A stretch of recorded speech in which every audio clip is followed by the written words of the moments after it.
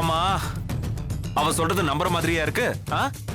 காசி ராமேஸ்வரத்துல சுத்துற அகோரி இவ பின்னாடி சுத்துறாராம். நேரம் வந்துடுச்சு. உனக்கு எல்லாம் தெரிய வேண்டிய நேரம் வந்துடுச்சு.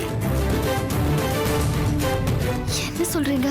நம்ம பொள்ளாச்சி வீடு சொத்தெல்லாம் நம்ம கைக்கு கிடைக்க போகுதுன்னு ஊர்க்காரர் சொல்லிட்டு போறாருல, எவ்வளவு சந்தோஷமா இருக்கு. நாங்கெல்லாம் எவ்வளவு சந்தோஷமா இருக்கோம். நீ ஏன் பிரப பிடிச்ச மாதிரி நிக்கிற? வாங்க சாப்பிடலாமா? நீதான் முதல்ல சந்தோஷமா இருக்கணும். வா.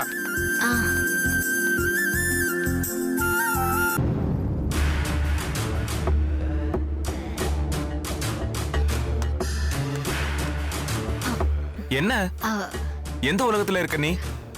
ஒண்ணும் இல்லைங்க. சொத்து கிடைச்சிரும், பொள்ளாச்சிக்கு போயிடலான்னு எல்லாரும் சந்தோஷமா இருக்கும்.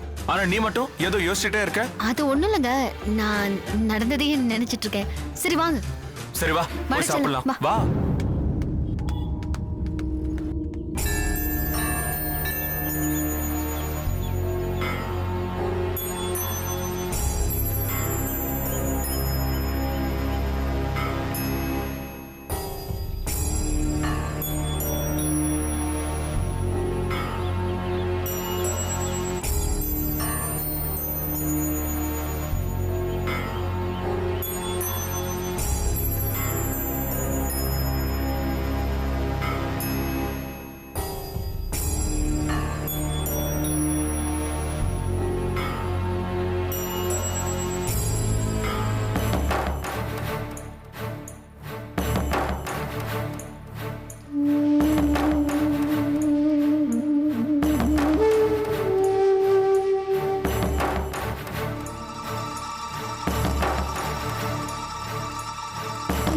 கடவுளை வேண்டிக்கிட்டு சுவடிக்குள்ள வைமா.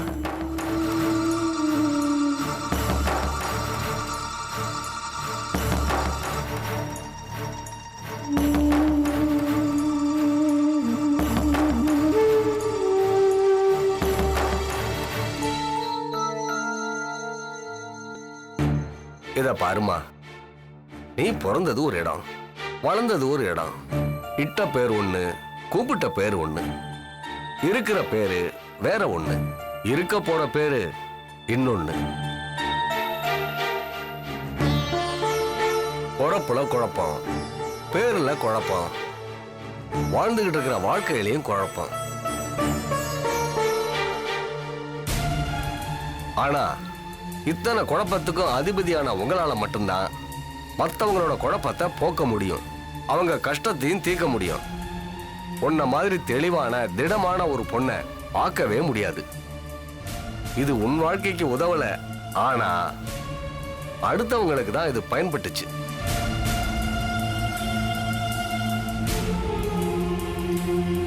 நீ பிறந்தது உனக்காக இல்ல, மற்றவங்களுக்காக.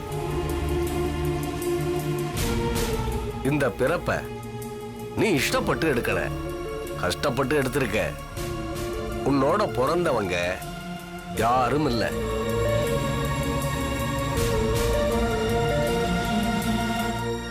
உன்னை போல பிறந்தவ உயிரோட இல்ல. மரணத்தை வென்றவள் நீ. உன் மரணம் வரை உன்னை வெல்ல யாரும் இல்லை.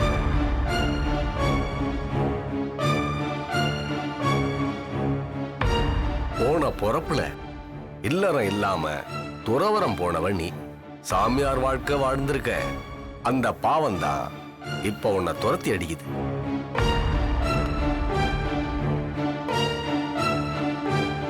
உடல் வேறு, உயிர் வேறு. உயிருக்கான கடமைய செஞ்ச, உடலுக்கான கடமைய கடமைச்சிட்டியம்மா. அது பாவம் இல்லையா? போன ஜென்மத்துல நீ ஒரு குடும்பத்தை ஏற்படுத்திக்காம இறைவழி போன.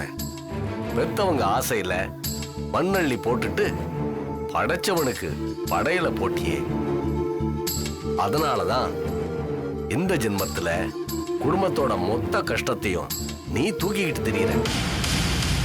கஷ்டப்படுற, கவலைப்படுற, கண்ணீர் விடுற, போராடுற. இப்ப அது முடிவுக்கு வந்துடுச்சு. துறவரத்துல நீ வச்சிருந்த மிச்சத்தை தொடங்க போற. இந்நேரம் அதுக்கான அழைப்பு கூட உனக்கு வந்திருக்கணும்.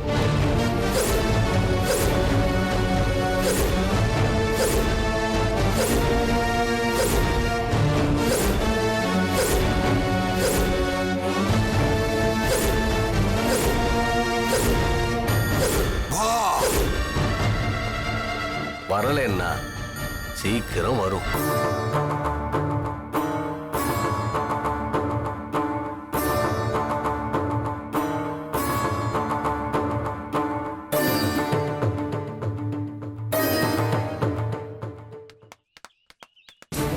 நில்லுங்க.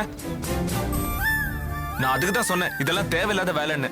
போன ஜென்மமா, ச்சே, இந்த ஜென்மம் அடுத்த ஜென்மம், எனக்கு இதுல எல்லாம் நம்பிக்கை இல்ல. சுவாமிஜி சொன்னாரு தானே நம்ம இங்க வந்தோம். இந்த பாரலட்சுமி, அவர் எதுக்கு சொன்னாருன்னு எனக்கு தெரியல.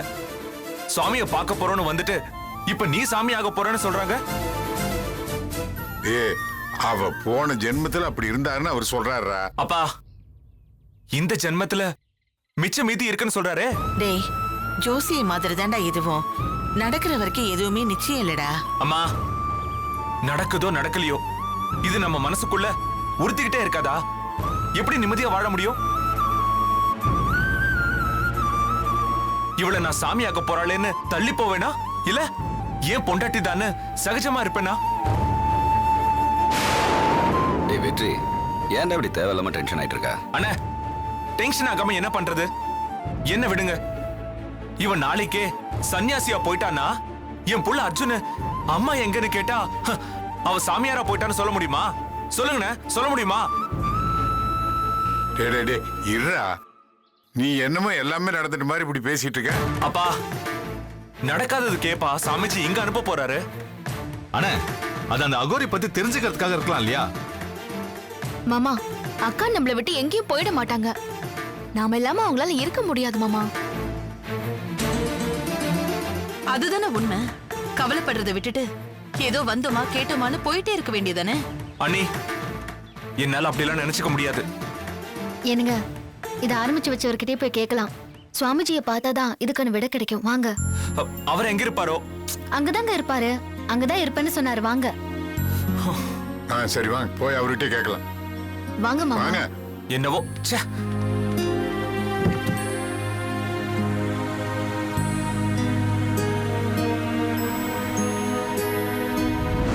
போன ஜென்மத்துல நீ ஒரு குடும்பத்தை ஏற்படுத்திக்காம இறைவழி போன.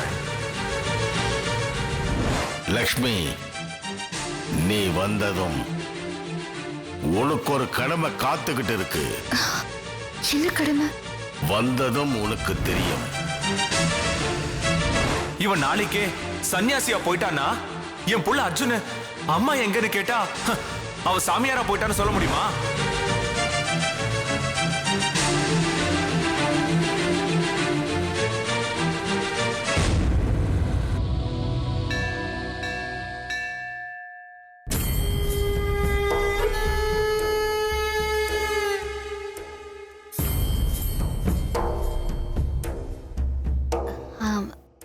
சாமி, சுவாமிஜியை பார்க்கணும்.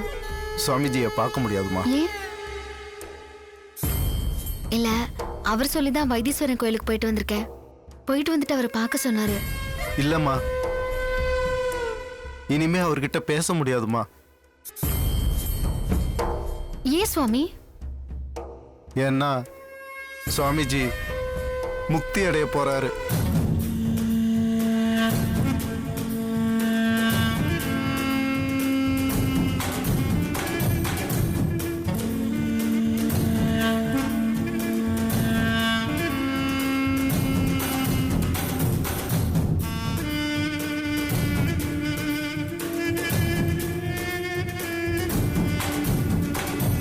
நந்தினி,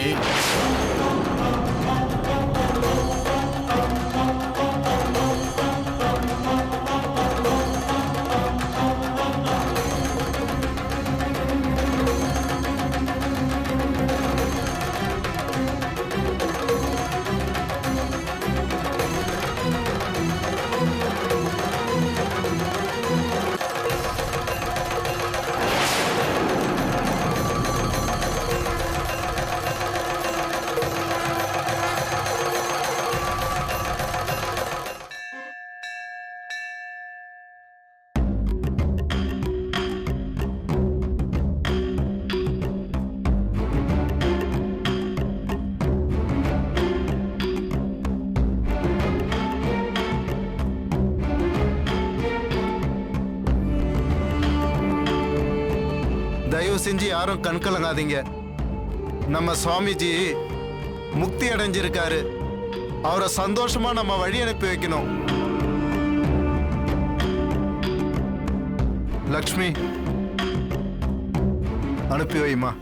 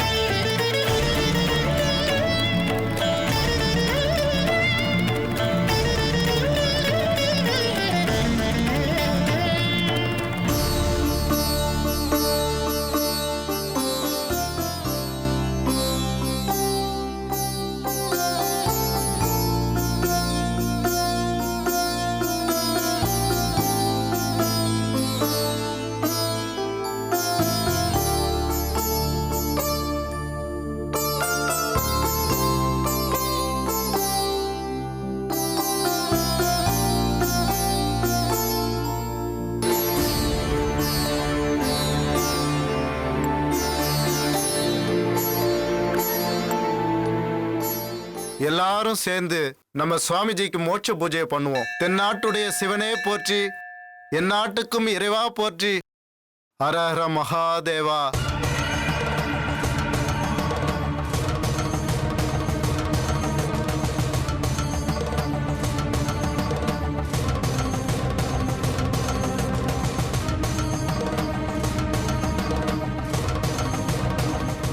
ஓம் நமச்சிவாய, ஓம் நமச்சிவாய.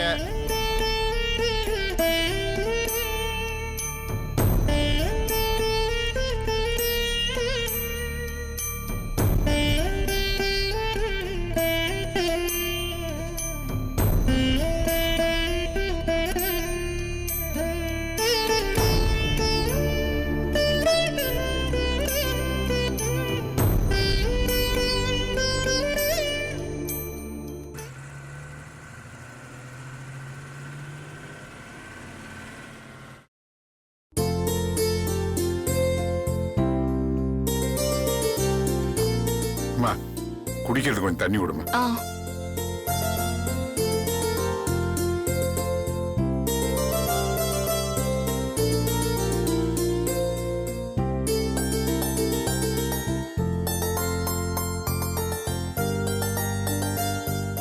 ஏங்க சுவாமிஜி இவ்வளவு சீக்கிரம் முக்தி அடைவாருன்னு நான் நினைச்சு கூட பாக்கலைங்க.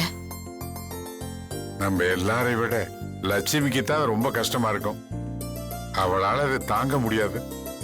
அமரோட கால் நல்லா ஆயிடும்னு சொன்ன உடனே நான் எவ்வளவு சந்தோஷப்பட்டேன் தெரியுமா? சந்தோஷத்துல என்ன பண்றதுன்னு எனக்கு தெரியல. ஆமா அத்தை, எனக்கும் தான். எங்களுக்கும் நல்லபடியா குழந்தை பிறக்கும்னு சொல்லிருக்காரு. நம்ம சொத்து பிரச்சனை கூட தீர்ந்துரும்னு சொல்லியிருக்காரு. அவர் சொன்னது எல்லாமே நடந்திருக்கு. அத நாம அனுபவபூர்வமா பார்த்திருக்கோம்.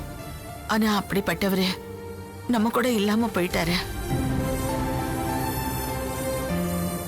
வள்ளியம்மா, அவர் முக்தி அடைஞ்சிட்டாருன்னு நினைச்சு வருத்தப்படாத. அவரோட முக்தி ஒரு குறுநாள் மாதிரி. அவரோட உருவம் தான் போயிடுச்சே தவிர அவர் போகவே இல்லை. இதுவரைக்கும் அவர் உருவத்தோட ஒரு இடத்துல மட்டும்தான் இருந்தாரு. இப்ப காத்தோட காத்தா கலந்து எல்லா இடத்துலயும் இருக்காரு. அவ்வளவுதான்.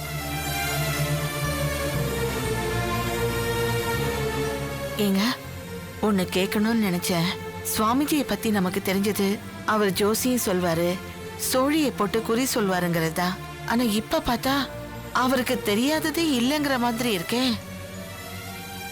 பெரிய பெரிய சித்தர்கள் மகான்கள் மாதிரி அவர் இப்ப சமாதி ஆயிருக்காரு. எனக்கு ரொம்ப ஆச்சரியமா இருக்குங்க. நாம அவரை அப்படி மட்டும்தான் பார்த்திருக்கோம். அதனாலதான் நீ அப்படி நினைக்கிற. ஆனா உண்மையிலேயே அவர் அப்படி இல்லை. குழந்தைகளுக்கு குழந்தையாகவும், பெரியவங்களுக்கு பெரியவராகவும், அறிவாளிகளுக்கு அறிவாளியாகவும், சித்தர்களுக்கு சித்தராகவும் வாழ்ந்திருக்காரு. அது நமக்கு தெரியல.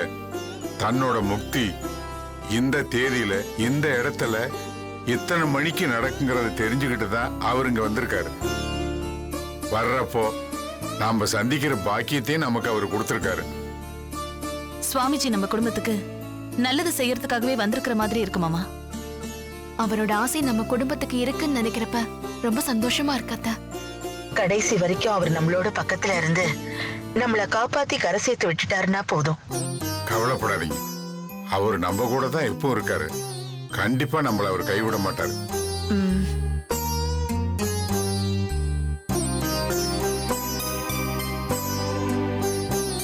என்னை பத்தி தெரிஞ்சுக்க சொல்லி வைத்தீஸ்வரன் கோயிலுக்கு அனுப்பி வச்சுட்டு அவர் இப்படி சொல்லாம கொள்ளாம முக்தி அடைஞ்சிட்டாரே. என்ன அவரோட மகளா நினைச்சிருந்தாரு. அதனாலதான் என்னை திரும்ப வர வச்சு அவருக்கான கடைசி மரியாதைய கடமையை செய்ய வச்சாரோ. கஷ்டத்துல வழி நடத்த இதுவரைக்கும் அவர் இருந்தாரு. இனிமே யார் இருக்காங்க? நான் பெத்த பொண்ணு ஒரு ரூபத்துல பாக்குறேன்னு வார்த்தைக்கு வார்த்தை சொல்லுவாரு. இப்ப அவரு போனது எனக்கு என் அப்பாவை இழந்த மாதிரி இருக்கு. இந்த இழப்புல இருந்து நான் எப்படி மீண்டு வரப்போறேன்னு தெரியலையே.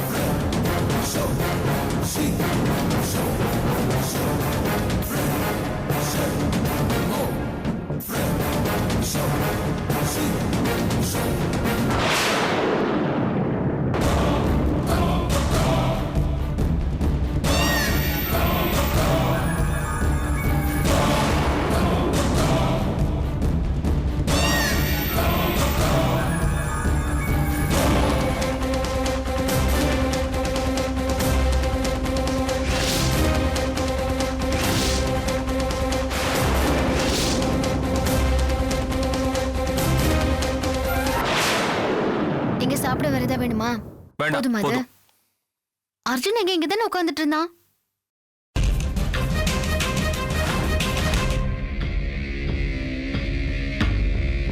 எங்க போயிட்டான் தெரியலையே. என்னங்க குழந்தைய பொறுப்பா பாத்துக்க வேண்டாம். அர்ஜுன் அர்ஜுன் இங்க என்ன பண்ற? உன்னை காணும் தேடிட்டு இருக்கேன் அம்மா. தனியா ஏன்டா இங்க நிக்கிற? வா போலாம். ஒரு நிமிஷத்துல டென்ஷன் ஆக்கிட்டேடா. இனிமே வெளியெல்லாம் வரக்கூடாது. குழந்தைய விட்டு இருந்தா கேட்டுக்கு வெளியில போயிருப்பான். என்ன பாத்துக்கிறீங்க குழந்தைய நீங்க? சரி சாப்பிடுங்க.